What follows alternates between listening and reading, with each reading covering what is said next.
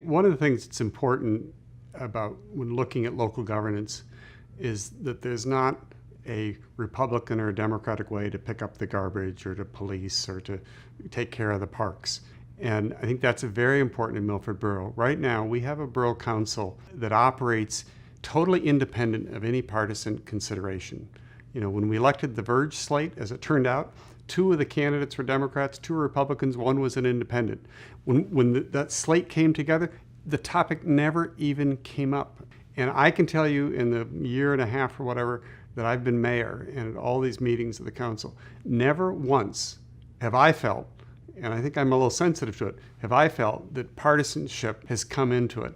And so I think that's one of the things that I really bring to this, is that I have a real history of working with people who disagree with me on other kinds of issues, but finding the way where we can work together, particularly at the local level where those things don't matter.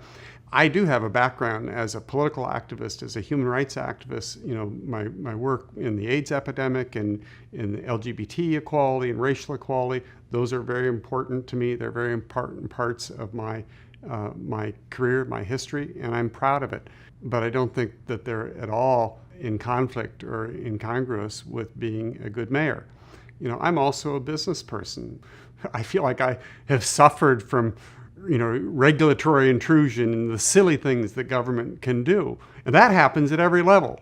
So I think that being on the receiving end of some of the stuff that is, foolish is the nicest word I can come up with it, but it's also counterproductive for the communities. It ends up, I think, hurting people in many ways. So I guess, does that sound like a Republican or conservative position? Not to me. It sounds like being rational, being, looking at what is practical and what makes sense for the greatest number of people over the greatest period of time.